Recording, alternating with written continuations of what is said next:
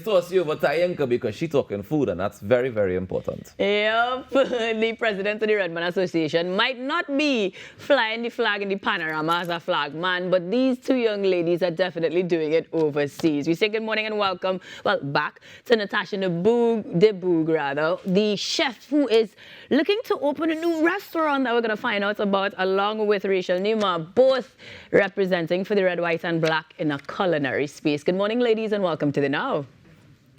Good morning. No, I had to throw in a little rep in the team because, Natasha, we've spoken to you before with all of your successes, and this just seems to be another one. But how do we get to opening a brand new restaurant in a space that has so much rich American history, specifically looking out there in Maryland? How did this happen?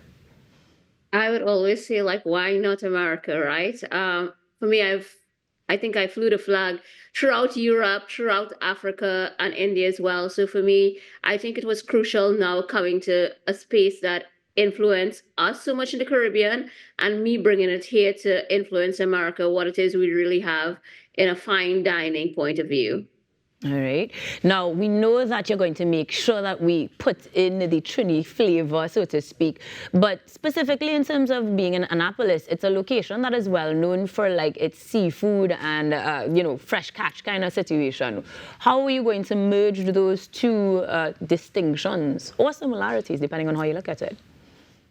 Well, we have the coastal elegance of Annapolis. If no one knows, Annapolis is by the water. And come on, we're from the Caribbean, we're by the water too. So why not bring two stories together and merge it into one? Of course, I have like doubles on my menu. I have crab cake with a little twist of Trinidad and also like a Venezuelan guasacaca. So just bringing cultures together. It was fun actually curating this menu for the people of Annapolis. Now, Rachel, you kind of curated, well, actually, you've curated a lot because from international relations and political sciences in terms of a background education-wise to now being, in terms of this restaurant, also a pastry chef. We're going to see a lot of that influence as well from you, Rachel. How do we see you coming in or folding into things? See that there? Culinary terms. Definitely 100%. I definitely have a different background. Initially, when I came into the restaurant, I was actually Natasha's sous chef. Now I am the manager of the restaurant. So that was another transition that worked out pretty well for me. In terms of culinary, for the pastries, we have, what do we not have? We have a passion fruit dessert. We have a chocolate dessert. So we've got, it's actually the shape of a cocoa pod. Just bringing those little details back from home as well. Nice. She says, what would we have? And I love that because one of the things that we enjoy is how food can take us to different places. And so, Natasha, in terms of having done that, like you say, in multiple countries across the globe, will we see more of that prominence of Trinidad influence, particularly in this space, or will we get a little taste of everything else as well? I would say, obviously, I'm Trinidadian, so there is a lot of Trinidad influences. Rachel did forget the rum cake and the bread pudding. So for me, was telling a story through food because I think for a long time, our culture and the way the story was told was misrepresenting who we as a people. So it was important for me to tell that story, especially in Annapolis. If nobody knows, but Annapolis has a rich culture of African culture. This is where Kunta Kinte was dropped off. So for me, it was like taking this story and telling it through food. So there is doubles. There is Rachel, help me out here. I might have frozen from it. There's ceviche, where it is like we have mangoes and stuff from the Caribbean. There's octopodes. Don't forget the chocolate. Oh yeah, there is a chocolate platter. And this is why Rachel is on the team. She's remembering the important things, like the things we can identify. Now, Rachel, one of the objectives you would have in terms of management is making sure that culinary strategy is extended beyond the diverse markets.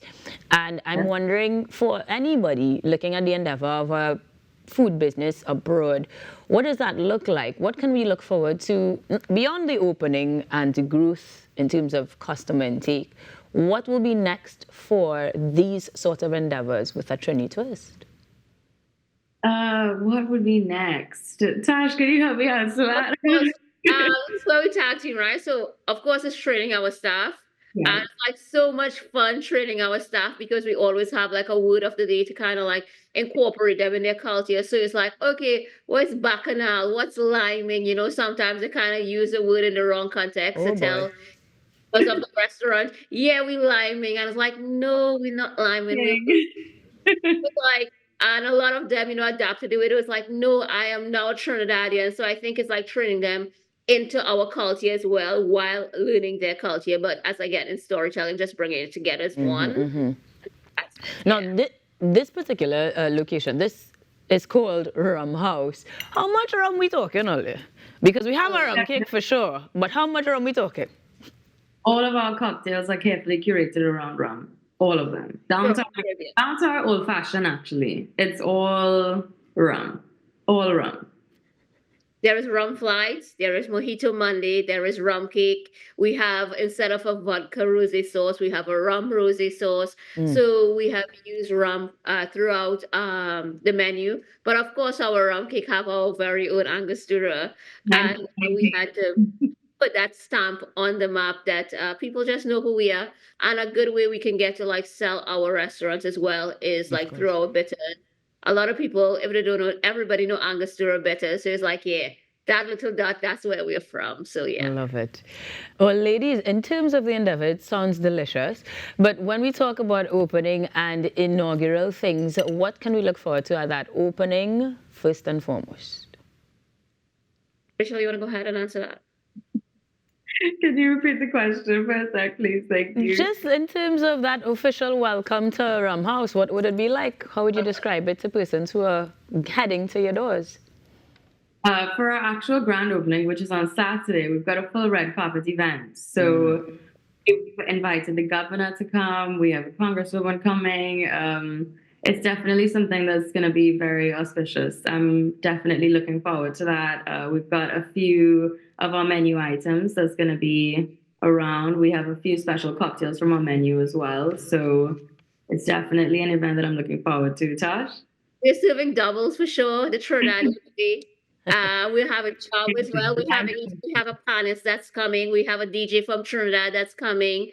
Nice. Yeah, so there's a lot of big media outlets that are coming to events as well. So over 200 people, so it's a really huge event. And I think for me, I just feel proud to be Trinidadians. We would be flying the flag literally, and Literally flying the flag. It's going to be outside. Yeah. the flag would Remember the pull up proper on- protocols, put the lighting on and everything. And best of luck on Saturday for your grand opening as we are getting ready to head to Rum House Restaurant.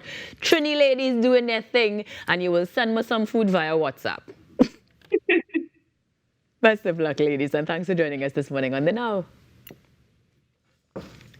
Natasha de Boog there joining us again as she's giving us the latest update in her culinary expertise, taking it across the waters again alongside Rachel Neymar, her former sous chef and now manager in what will be another Trini endeavor out there in Maryland.